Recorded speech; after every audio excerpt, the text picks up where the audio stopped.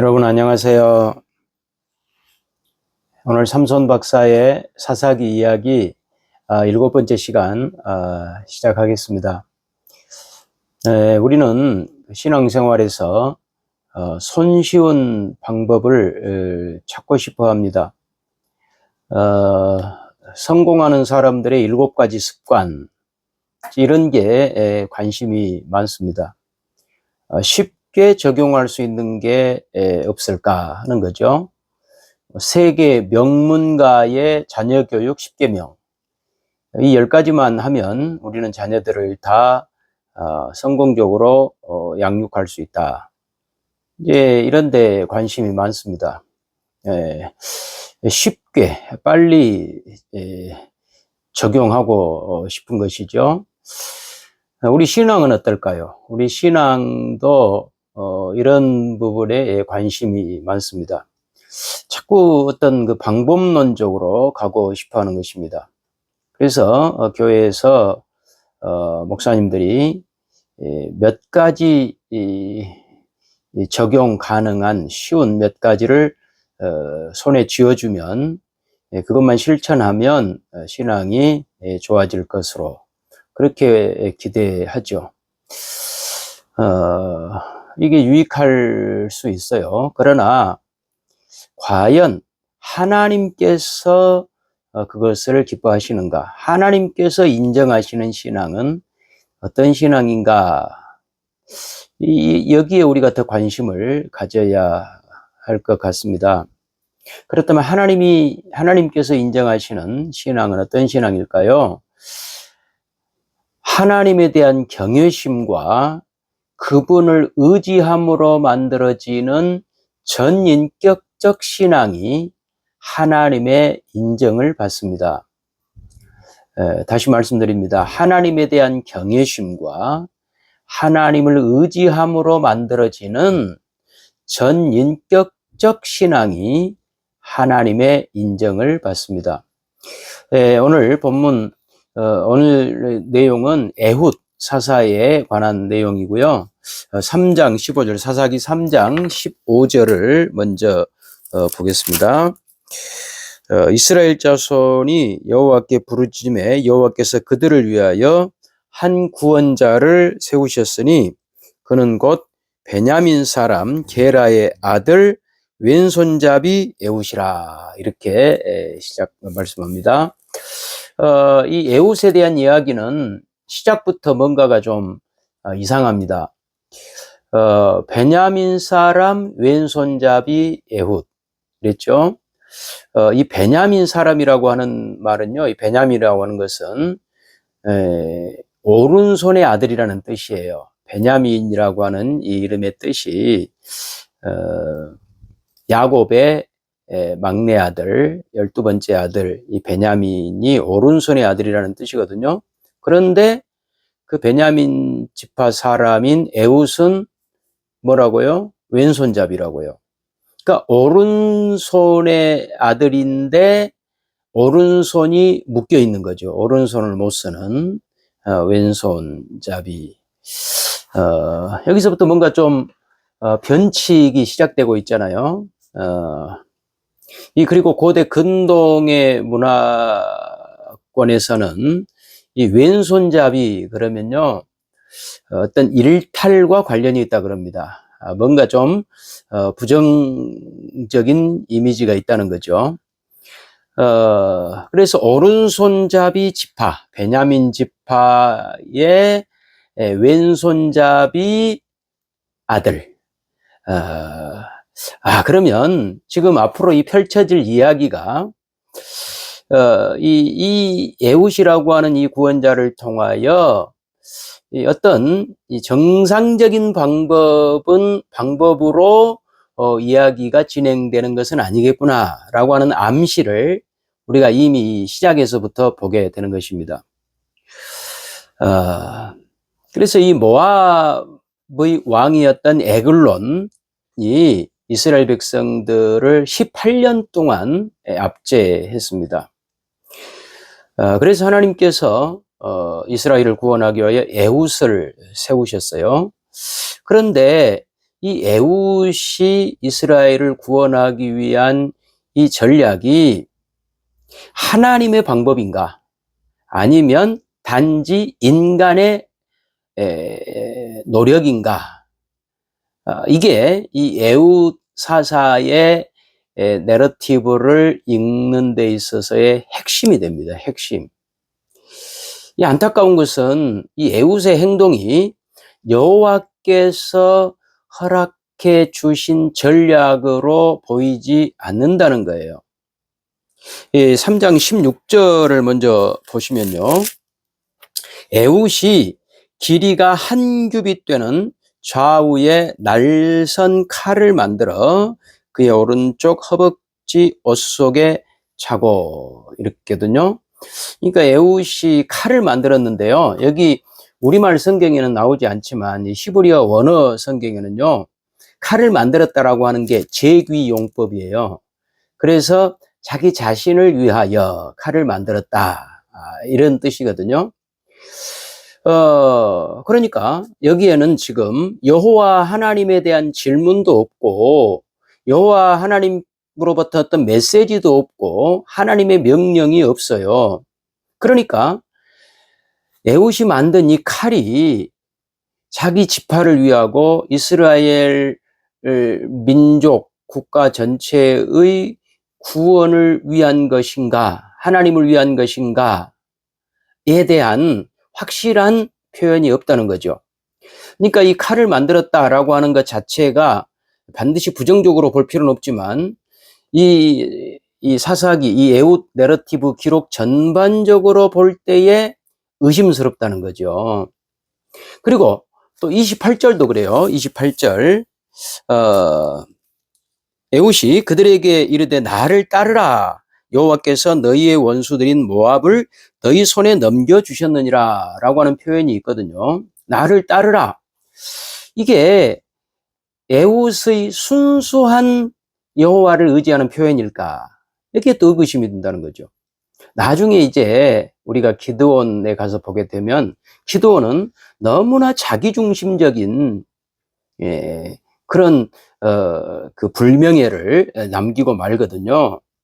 그러니까 나를 따르라고 했을 때에 이 표현 속에서 에훗의 어떤 영적인 감수성이라든지 하나님의 부르심에 대한 어떤 감각이 그에게 있어서 이 말을 하고 있는가에 대한 힌트가 없는 거예요. 오히려 그 에훗은 그 가나안 사람들처럼 그 교묘하고 기회주의적이고 폭력적으로 자기 영광을 추구한 그런 사사는 아니었을까라고 하는 의구심이 드는 거죠. 그렇다고 그래서 이 28절에 여호와께서 너희의 원수들이 모압을 너희 손에 넘겨주셨느니라 라고 하는 이 에훗의 선언이 전혀 불신앙적이다라고 또 말할 수도 없어요. 여기는 분명히 신앙적 표현이 있죠. 이 암살, 에글론, 모압 왕 에글론을 암살하기 위하여 속임수를 사용했지만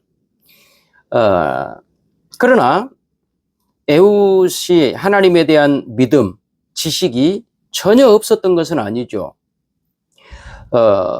그럼에도 불구하고 이 사사기 전체의 지금 흐름이 어떻게 가고 있냐면 온니엘, 모범적인 사사, 어떤 스탠다드, 표준을 보여준 온니엘 이후에 사사들의 퍼레이드가 시작되는데 그것은 전부 실수하고 문제에 있는 사사들의 그 퍼레이드거든요. 그러니까 온니엘도 그렇고 에훗도 그렇고 둘 다 여호와 하나님에 의해 세워졌고 둘 다 그 땅에 평안을 가져왔어요. 그러나 에훗이 이 에글론 암살을 끝내고 군대를 소집한 이후에 나를 따르라고 하는 명령이 틀린 것은 아니지만 다분히 자기중심적이다라고 하는 느낌을 받는다는 거죠. 자, 그리고 이제 더 구체적으로 이 에훗이 에글론 암살을 위하여 세웠던 그 전략, 이것은 한마디로 속임수거든요. 속임수. 일단 3장 16절에 에훗이 만든 이 칼은요, 양날의 검입니다. 양날의 검. 날선 칼, 좌우의 날선 칼이거든요. 그러니까 양날의 검이죠. 그런데 이 성경에는요, 이 칼을, 그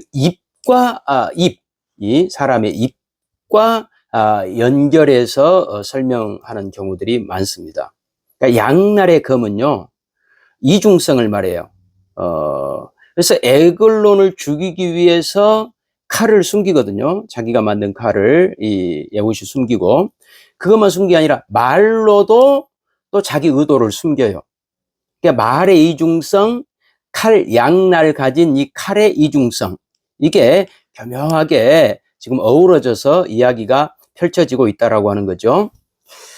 그리고 또 한 가지, 제가 지금 여러분에게 표를 하나 보여드릴 텐데, 이 표를 보면요, 그 3장 15, 16절에서 이 에훗이 에글론을 죽이기 위한 아주 철저한 준비, 그리고 21절에서 그 준비한 대로 에글론을 암살하거든요. 그러니까 철저한 준비, 3장 15절, 16절, 전반부, 후반부, 그리고 21절, 쭉 보면 그 준비한 그대로 칼을 만들었고, 칼을 뺐고, 오른쪽 허벅지에 칼을 찾고, 오른쪽 허벅지에서 칼을 빼서 이제 이렇게 죽이거든요. 그러니까 이 모든 일들은 철저한 계획에 의해서, 그 전략에 의해서 이 암살이 시행되었다. 에글론 암살이 시행됐다는 걸 볼 수 있고요. 또 하나 15, 16, 17절 또 하나 표를 제가 보여드리는데, 여기도 보면 이 에훗이 공물을 바치는 것, 15절, 17절이 공물을 바치는 내용이고, 16절이 에훗이 칼을 만들고 그걸 숨기거든요. 그러니까 이 공물은 에훗의 속임수를 위한 그 도구에 불과한 것이죠. 그래서 이 에훗이 이 속임수를 사용하는 것이 이 이야기 전체에 매우 중요합니다. 왼손잡이기 때문에 칼을 어디다 숨겨요? 오른쪽 허벅지에 숨기는 거죠. 그렇죠? 16절 오른쪽 허벅지에. 그리고 이 에글론의 의심을 가라앉히기 위하여 첫 번째 순진한 척 방문을 했고, 두 번째는 그 전략적인 살인을 실행하기 위하여서 두 번째 방문합니다. 18절, 19절에요. 그리고 이 살인하는 과정이 구체적으로 23절에 나오는데, 에글론의 뱃속에 이 에글론이 뚱뚱하거든요. 뚱뚱한 에글론 뱃속에 칼을 집어넣고, 이 뚱뚱하니까 기름이, 이 지방질이 많았을 거 아닙니까? 그래서 그 칼을 깊숙이 찔렀는데 기름이 그 칼을 감싸서 그 몸에 핏자국이 묻지 않게 하는 거예요. 그래서 탈출을 합니다. 그리고 또 이제 뒷문을 잠가요. 23절에 보니까 뒷문을 잠그고, 그래서 신하들이 빨리 들어가지 못하도록 그렇게 한 것이죠. 그러니까 이 모든 것은 이 에훗이 아주 여호와의 능력을 의지하여 승리에 찬 확신을 가지고 행동했다라고 긍정적으로 해석할 수 있어요. 그러나 아까도 말씀드렸듯이 이 에훗의 행동 전반에 하나님께서 일하시는 내용이 없다는 것이죠. 이게 아쉬워요. 지금 이 에훗 이야기를 우리에게 들려주는 이 사사기 저자는 그 부분을 분명히 우리에게 이야기하고 있습니다. 그래서 종합하면 오른손잡이의 아들, 베냐민 지파의 아들인 왼손잡이가 이 에훗이 양날의 무기를 휘두르고, 또 이중의 언어, 앞과 뒤가 다른 이 속임수의 언어를 통하여 이스라엘을 구원했는데 기만적인 방법으로 구원했더라. 이것이 이 에훗 이야기의 전체적인 내용입니다. 여러분, 그렇다면 오늘 우리는 이 에훗 이야기를 통하여 무엇을 배워야 될까요? 아까 처음에 말씀드렸듯이 하나님에 대한 경외심과 하나님을 의지함으로 만들어지는 전인격적 신앙이 하나님의 인정을 받는다는 거예요. 이게 무슨 말일까요? 우리에게 적용하면. 여러분, 우리는 교회 부흥을 원해요. 근데 이제 부흥을 하기 위해서는 많은 전략들을 우리가 추구하게 돼요. 전도 전략, 소그룹 전략 다 좋습니다. 교회의 부흥과 교회의 성장을 목표로 하면서 이제 거기에 어떤 전략을 우리는 구사해야 될 것인가, 이렇게 이제 추구하거든요. 그래서 그런 전략들을 사용하지만, 그래서 성공하기도 하지만 아쉬운 것이 뭐냐면, 그래서 결과적으로 그 전략을 시행한 신자들이 성숙되었느냐, 이게 문제죠. 성가대 열심히 하죠. 좋습니다. 찬양도 잘하고 성가대 그 모임도 잘 이끌어갑니다. 교제도 잘합니다. 그런데 문제는 그렇게 해서 신자들의 마음에 변화가 있느냐는 거죠. 변화가 없다면 왜 그럴까요? 그것은 하나님에 대한 경외심이 없기 때문에 그래요. 전략과 전술에만 능하기 때문에 그래요. 지금 한국 교회가 쇠퇴하고 있다, 마이너스 성장하고 있다. 그래서 한국 교회를 다시 이렇게 세울 전략이 무엇이냐에 대한 관심을 많이 갖는데, 제가 볼 때는 전략보다도 하나님에 대한 경외심이 회복돼야 돼요. 이게 중요해요. 조금 못해도, 전략이나 전술이 좀 부족해도 하나님 앞에 늘 자신의 부족함을 고백하고 기도하고 하나님을 의지하고 그렇게 살아야 되는 거거든요. 여러분, 설교도 마찬가지예요. 설교 멋지게 한 편 잘하는 것 중요하죠. 그러나 그 설교가 설교자 자신과 설교를 듣는 성도들에게 영적 성숙 변화를 가져와야 되거든요. 그렇기 위해서는 하나님에 대한 경외심이 몸에 배야 된다는 거죠. 늘 하나님을 의지해야 된다는 거죠. 자기 어떤 전략, 이런 애우처럼 치밀한 전략의 신앙을 의지하지 말고 하나님을 경외하는 것에 우리의 신앙을 가장 중점을 둬야 된다는 거죠. 그렇다 보면 성공했을 때에도 하나님을 경외하고 실패했을 때도 하나님 경외할 수 있거든요. 잘하면 잘해서 하나님께 영광 돌리고, 혹시 못했으면 못한 대로 하나님 앞에 자신의 부족함을 고백하면서 겸손하게 자신을 낮출 수 있거든요. 여러분, 하나님에 대한 경외심, 그분을 의지함으로 만들어지는 전인격적 신앙만이 하나님의 인정을 받습니다. 여러분, 오늘 삼손 박사의 사사기 이야기 함께 해주셔서 감사합니다. 조금 어렵긴 하지만요, 그래도 여러분 한 가지라도 여기서 깨우치고 배우셨으면 좋겠습니다. 여러분 감사합니다. 다음 주에 또 뵙겠습니다.